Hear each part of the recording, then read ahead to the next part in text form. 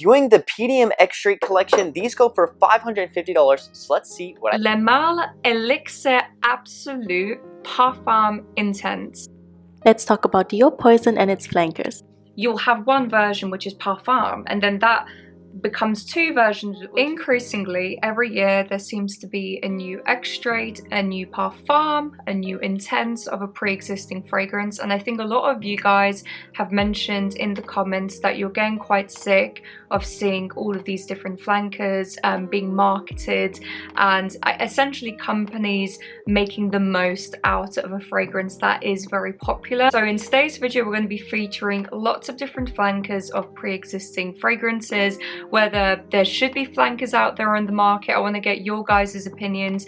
Do you think companies should slow down? Do you think they are okay with releasing so many flankers? So without further ado, we will just jump straight into it. Oh, and before we do, I always mean to ask you guys if you can please like and subscribe. We're nearly at 10,000 subscribers, which honestly is just mind-blowing to me. I never thought in a million years I would even get to this place, but a lot of you have really been enjoying like the commentary, the reaction style videos, and I don't think there is anything like this on fragrance YouTube, and I think it's like really important for us to have like discussions around what's going on and stuff. So please, if you can like the video, thank you very much. Apparently there's this new hype button. I can't seem to see it anywhere. I've been trying to hype other people's videos that I watch like personally on YouTube, and for some reason I can't seem to find it. If you guys can, fantastic, and if you can show support, that would be much appreciated. So going on to the flankers, what is a flanker? A flanker is essentially a different version of a pre-existing fragrance. So that can either be a more intense version, it can be even like an eau de toilette or a lighter version. It can be a version whereby they specifically pick out a singular note within the pre-existing fragrance, and then they shine a light on that within the flanker. And a lot of times I think people seem to forget that flankers have been around for decades. We can just look at the Shalimars as an example. I absolutely love Shalimar from Guerlain. I know it's like a hit and miss with a lot of people, but you can just look at all of the different releases of the Shalimar. You can look at even the release of this year, which is the 100th anniversary of the fragrance. Absolutely crazy. I can't believe it's been released for over 100 years. And then on top of that, you have the soufflés. So the soufflés came out some years ago now.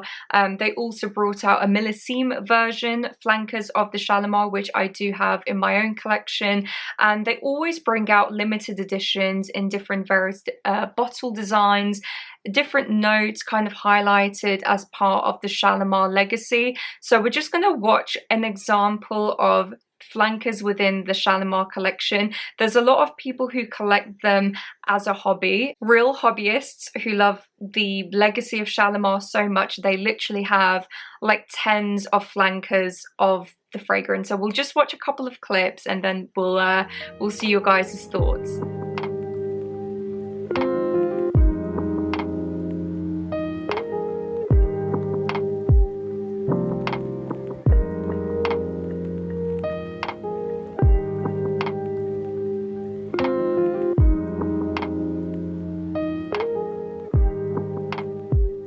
So as you guys probably all saw, there was all different versions of Shalimar. You had even the L'Initial and the Initial de l'eau.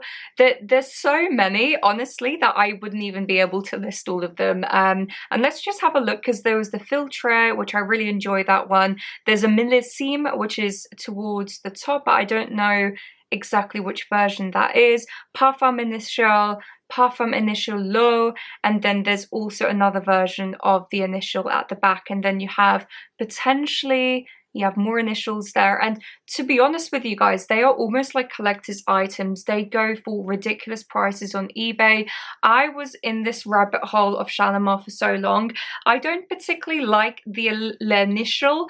For some reason, I just don't enjoy like the note profile. I much prefer the original darker, more animalic version of Shalimar, but I love the souffles and I love the millésimes. So there's something for everyone within this flanker collection, and it just comes to show that this has been going on for far longer than I think what most people expect.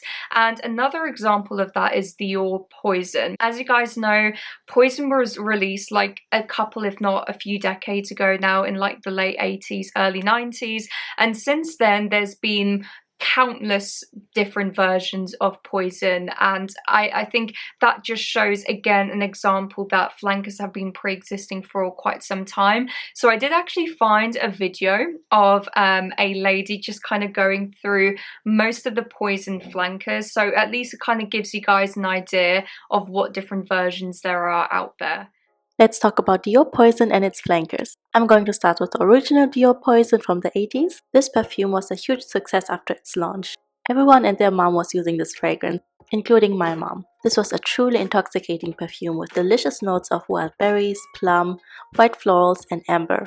I remember how absolutely gorgeous my mom smelled when she used this perfume. And I've tried Dior Poison a few years ago, and it smelled very diluted and almost dusty. Probably got reformulated multiple times. So yeah, I used to love the old version, but the new version is kinda disappointing. Moving on to Hypnotic Poison. I think this one is the most popular Dior Poison flanker. I get why this one is very popular because it's a very mass appealing perfume. It smells very sweet and delicious, but also kind of powdery because of the almond note. You can smell a little bit of coconut in here. It's a good vanilla perfume for going out, and it also has good longevity considering that this is an eau de toilette. Not a big fan of the eau de parfum version though. This one is even sweeter and the licorice note is very strong. I feel like Poison Girl is the fruity little sister of Hypnotic Poison. Therefore it's softer, sweet, and would suit younger people. But if I had to choose between Hypnotic Poison and Poison Girl, I would probably choose Hypnotic Poison.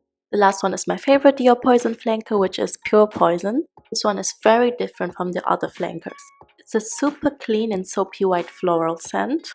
It's very elegant, intoxicating, and very difficult to compare with other white floral perfumes I've smelled. I'm a big fan of this perfume, but I know that it might not be everyone's cup of tea. I think it's definitely worth a try, especially if you're into clean and floral perfumes. I don't know what these perfumes in the middle smell like because they were discontinued years ago. If you tried them, then please let me know. That was a really great video from that creator, and I will link, by the way, any like creators that I mentioned from TikTok and things down in the description bar.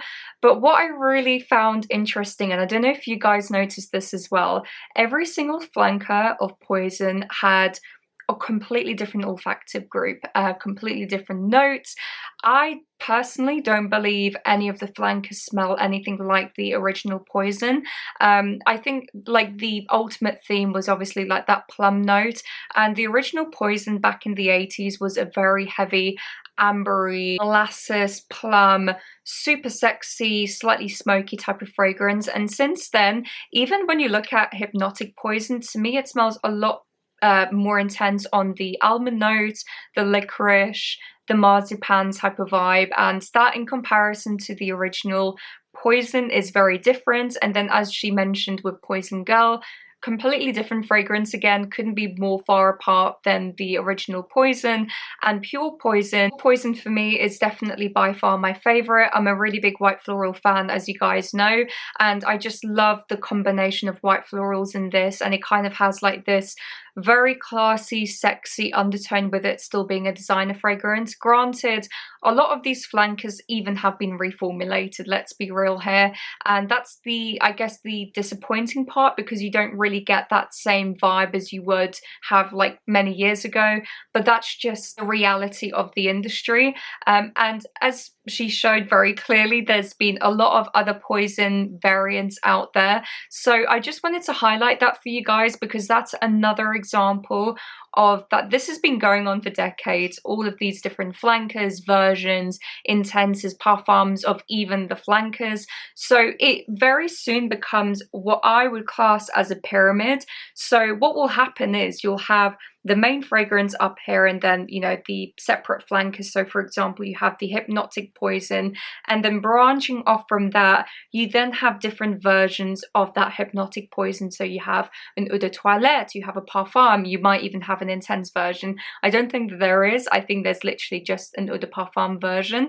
And as you can see, they almost have babies with each other, and they just become a growing pyramid of fragrance after fragrance after fragrance. And slowly, as they get lower down in the list, they very much lose the DNA of the very original top fragrance, if you guys get what I mean. I don't know whether that's like a good analogy or not. Anyway, that is one version of a fragrance that has been marketed over and over again, and this is before social media, by the way. Obviously, this is like back when, you know, everyone was watching TV, you know, going through magazines, and frankly, this was like an old school type of way of marketing things. You would have perfume adverts that would release the very flanker of that very popular designer fragrance. And since then, I've noticed that a lot of the niche houses have kind of been on that same bandwagon, where they've kind of copied that designer trend of having flanker after flanker. But before we get into that, I just wanted to show you guys one specific example. Now, when I was doing my research for this video, I was really trying to rack in my brain, right, what fragrance out there has had the most flankers of any other fragrance? And I thought surely Shalimar, which I thought would be very much up there. I even thought Poison from Dior. But then when I was researching it, it dawned on me, and I was like, oh my god, of course it's this one. It is La Malle from Jean Paul Gaultier.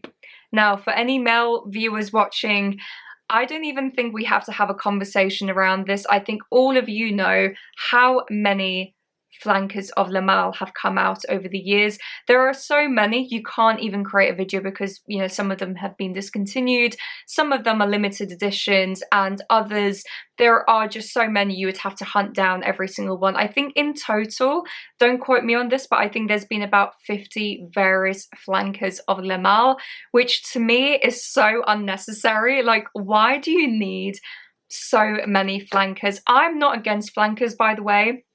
I think there are lots of beautiful versions of flankers.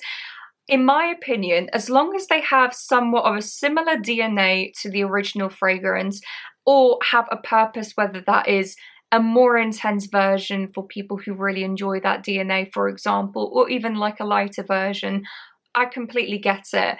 When it goes above, I would say even 5 going to 10, it's so unnecessary. And the fact that there have been nearly 50 versions of La Malle, I think to myself, surely not. Surely as a brand, you would just come to the decision that, okay guys, we've milked this for what it is. Let's just give it a break. You know, let's just give our consumers a break. I'm sure they're kind of over, you know, seeing the same fragrance just regenerated and redistributed again and again.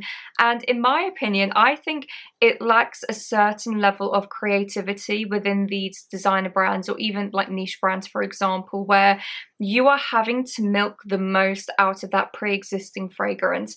Why don't you just create a completely different fragrance with that same olfactive group that you are going to use in the flanker? Because quite frankly, a lot of these flankers do not smell anything alike the original fragrance. So I've got 2 examples for you with La Malle. I think I saved a couple of videos. I might be wrong, so we'll go through it and then we'll get your guys' thoughts. I can't believe Jean Paul Gaultier actually did this. I completely missed the release of Le Male Elixir Absolute Parfum Intense because I thought it was a joke. How far can they really take this? Because at this point, they're running out of shit to bolt onto the name. But I took the liberty of making a little mock-up, and they could do an Extreme Elixir Absolute Extrait de Parfum Intense, but listen here, my broccoli-haired bros, do not buy that shit if they make it. I honestly love Teddy. I love his videos so much. I just really like his authenticity, his just very direct, blatant views and opinions. And I think that's important as well.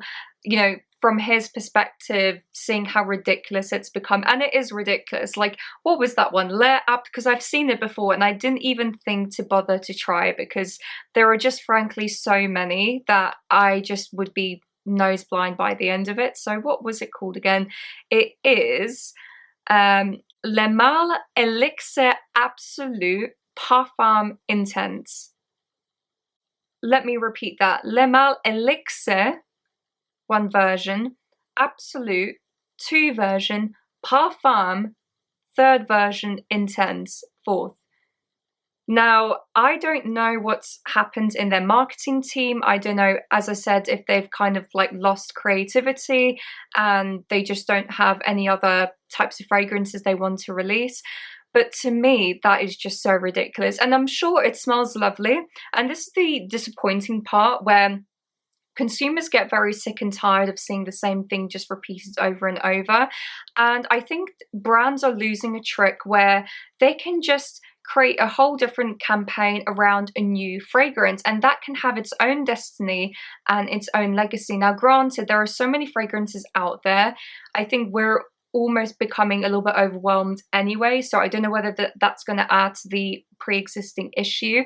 But yeah, that's like 4 different versions of the same thing. And this is why I was saying previously, it's almost like a pyramid. It's like you'll have one version, which is Parfum, and then that becomes 2 versions, which is Parfum Intense, and then becomes a 3rd version, which is Parfum Intense Absolute, and so on and so forth. And it's just like this never ending thing. So we're going to watch one more version of the Le Male fragrances, because Stephen from Redolessence showed a video of some different flankers from that pre-existing fragrance.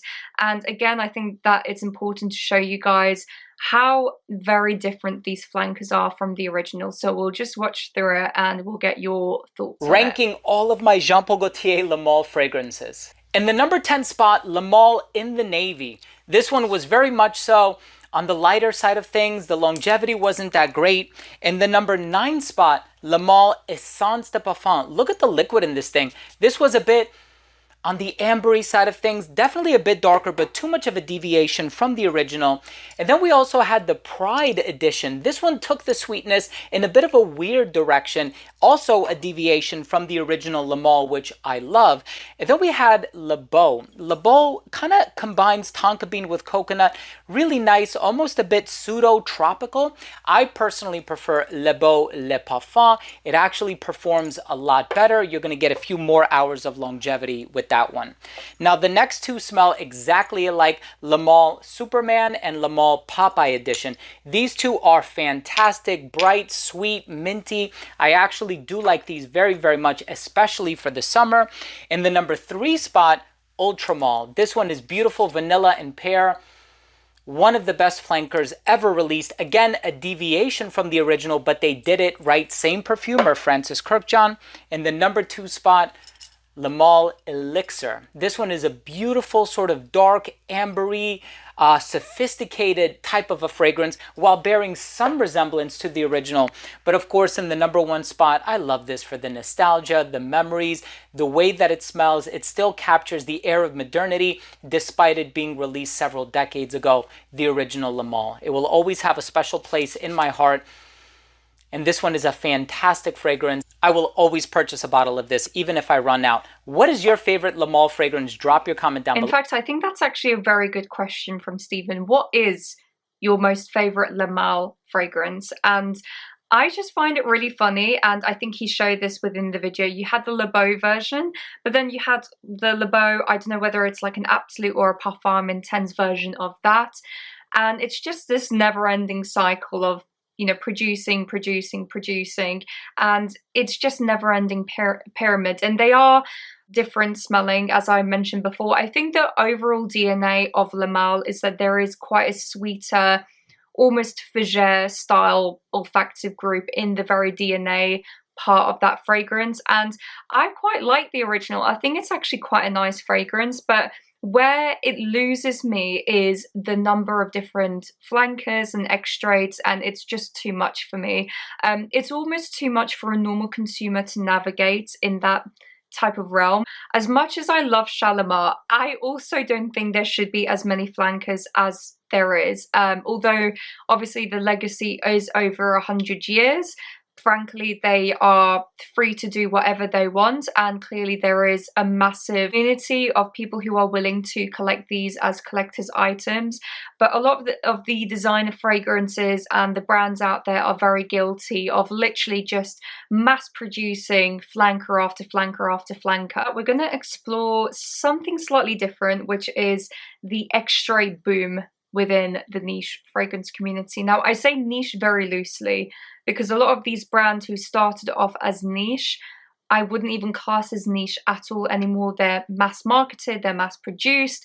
I think they just hold on to that title because they only specifically do fragrances. But I guess the word niche to me means more exclusive, you know, not so many fragrances produced or released as part of that collection. And I think, you know, Parfums de Marly is a fantastic example of that, where they have become very mass marketed, and as a result, I don't think they kind of keep that niche title in my own opinion. However, they've been very successful with Delina, with Herod, and all of these different fragrances, Carlisle, blah blah blah. There's just been so many different releases, and since then, I noticed very recently that they've brought out an extraits version of a specific collection. Now, I don't think they are extracts of any pre-existing fragrances within their line. I could be wrong. They are just simply 3 fragrances which are extrait versions.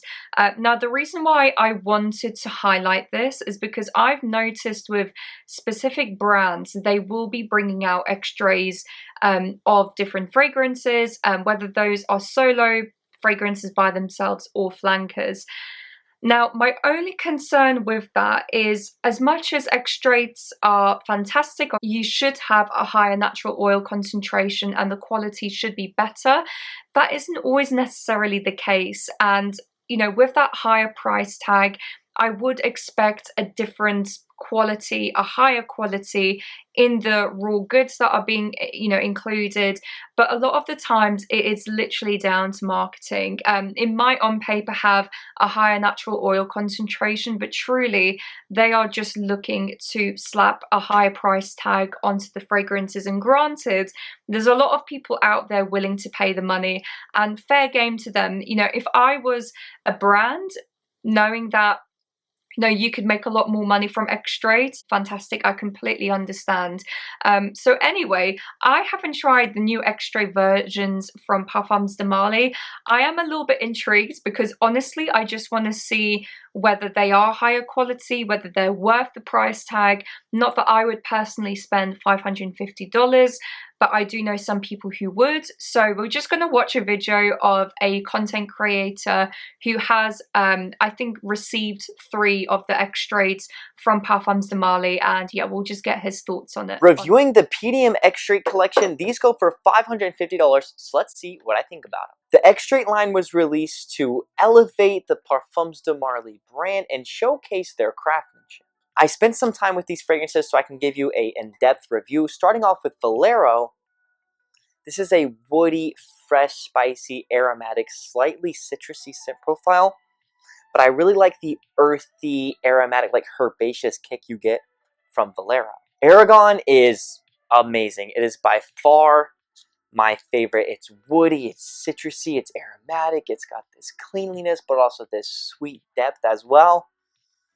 Literally smells immaculate. Oh my goodness, Aragon is so good. And then you have Carl's, which came off very aromatic, citrusy, peppery, and has a little bit of this like earthiness as well. For me, Aragon clearly takes the cake here. It's fresh, spicy, aromatic, but it's also got this sweetness and depth from leather and cinnamon and vanilla. It just smells very nice to me. What I can say from these is that they're very compliment-getting scent profiles. They smell very, very clean, very fresh, spicy, very aromatic, very easy to enjoy. Yeah, I really appreciated his review on those 3. I think it's good that he's highlighted them, and you can clearly see from the bottles, they do look beautiful, don't they? I mean, if I was a guy, I would be very allured to try those 3 fragrances. And you know, even with the caps, they kind of have like this modern twist with texture and whatnot. And the only thing that I would have wished that he could have included more is maybe kind of like the feeling that he gets, what it smells like to him, maybe with specific notes. And I don't mean that he has to list every single note within the fragrance. I think more so, like whenever I smell a fragrance, it always reminds me of something. And if I can picture that in my mind, and if I can convey that, that also helps other people to kind of understand what I'm getting from the fragrance. So I wished he could have maybe included that more. He did say with the last fragrance that I had like leather and some other notes in the background, but I would have preferred if he said, right, to me, this smells like a suede type of leather, you know, as if you've just got like a pair of new loafers, for example. Or if it's not that, right, if it's more ambery, it smells more sugary, for example. So that would have been good. But overall, I mean, from what he said, apparently he would see them as compliment getters. To me, when he was describing the fragrances, it almost seems like they're all in the same category of citrus, woody, maybe with a bit of earthiness, but how different they all are from each other, we're yet to know. So yeah, those are anyway the new extracts from Parfums de Marly. I'm just conscious now that I'm kind of like rambling on about the same topic, and I don't want this video to be too long, but I do know that you guys really appreciate it. So I just want to end by saying that I'm not necessarily against flankers, and there are a lot of fragrances in my collections which are part of the flankers of these specific fragrance lines, and I really enjoy them. I love a lot of flankers out there, for example the Shalimar flankers. I have a lot of intense or parfum versions of pre-existing fragrances because I did want something a bit richer, a little bit more intense with that same DNA. However, I can't deny, and I know a lot of you guys feel the same way, that over many decades, it's not just a new thing, that a lot of brands, whether that's design and niche, high luxury like your Giorgio Armani, your Dior's, like the Dior Esprit line, for example, a lot of these brands have taken advantage of consumers in a way that they know that we're going to buy them because we love the existing fragrances. Is this a bit too much? Are we kind of being overwhelmed? And also, are they worth the price tags? Because inevitably, the reason why a lot of these fragrances are being released is because they do have a higher price tag. And that's where you as a consumer need to ask yourself, am I willing to spend the money on this fragrance? There are a lot of fragrances out there that I love, don't get me wrong. Am I willing to spend the money on having a more, sorry, the camera died. I was just saying, am I willing to actually spend the money to have a more quote-unquote intense version of it? I'm not so sure. Like, an example of this is Ambre Nuit from Dior. Love this fragrance through and through. I love a lot of the Dior line, their like Privé collection, and they are amazing. Like, we cannot deny this. There are so many beautiful fragrances within this line, but the new Esprit line, you know, people have been telling me very mixed things. I have tried a few from the Esprit line, but honestly, they just didn't blow me away. The only one that I was actually pleasantly surprised by was, is it Rouge Trafalgar, like the more fruity one? That one, the intense version or the Esprit version, I was like, yeah, this is definitely like a higher class, more richer, intenser version of the original. And I wasn't a huge fan of the original anyway. So that was a nice surprise. But even when I tried the Ambre Nuit Esprit, I just don't know if it was worth the money. As much as I love that fragrance, they've really upped the prices significantly. I mean, I did a video all around like price increases and stuff, and I will link it down below for you guys if you are interested. And I think a lot of you guys have also noticed the same thing where, you know, things have just become increasingly more and more expensive. And by more expensive, we mean like 25–30% increase in price over the course of like a few years. So anyway, all of this to say, please let me know, guys, What are your thoughts? What do you think about flankers? Do you think they should exist? Do you think companies should slow down? Do you think that they're worth the price tag? Let me know, and I wish you guys a lovely weekend. Next week I'm going to be filming a new video of 5 fragrances which are more affordable, that do smell incredibly expensive and are beautiful, so I think you guys will enjoy that. And I think the week after, what am I doing? Oh, next week I'm probably going to do like a part 2 of the fragrance collections video. You guys really loved that one, and so did I. I found it like really interesting seeing everyone's collection, so I'm going to be doing a part 2 of that. I'm also going to be doing a video on my low spend year this year, because as you guys probably noticed, I haven't spent that much money on fragrances this year. I've been very picky choosing which ones I'm willing to spend my money on, and you know, there's a whole different factors like kind of going into that and why I chose to have a low spend year. So I will be doing a video around that, so guys, keep tuned, and as I say always, have a lovely weekend and I will see you soon.